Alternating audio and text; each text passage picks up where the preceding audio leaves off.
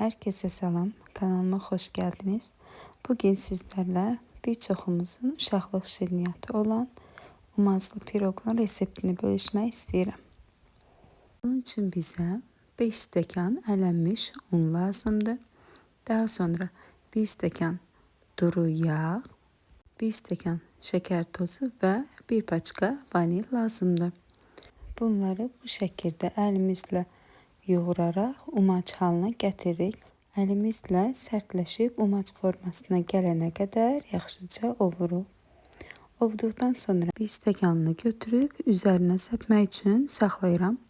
Mənim stəkan ölçüm 200 mg ölçüdədir. Əgər bu tip videolarımın gəlməyini istəyirsinizsə, kanalıma abunə olmağı, bəyənməyi və bişirməyimi istədiyiniz yeməyi, şirniyyatı rəy bölməsində yazmağınızı xahiş edirəm. Əgər sizin üçün maraqlıdırsa, digər qısa videolarıma da nəzər yetirib bişirdiyim şirniyyatlar, yeməklər və salatlarla tanış ola bilərsiniz. Bu şirniyyatımızın hazırlanması çox asandır. Demək olar ki, ən çətin hissə elə bu yoğurma hissəsidir.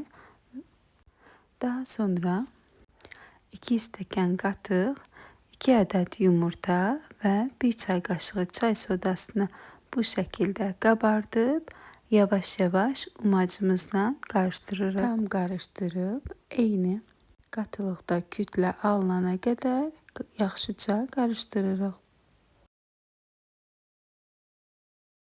Bu isə umaclı piroqumuzun hazırlanmasının ikinci hissəsidir.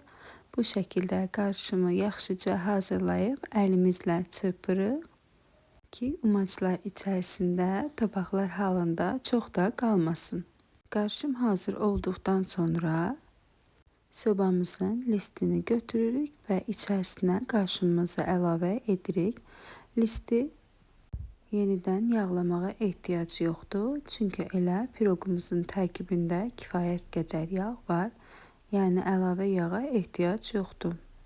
Siz istəsəniz piroq bişdikdən sonra üzərinə umacı əlavə etmədən istədiyiniz meyvənin siropunu əlavə edə bilərsiniz. O şəkildə üzərinə vurduqdan sonra umacı əlavə edib təkrar 5-10 dəqiqəlik bişməyə qoya bilərsiniz.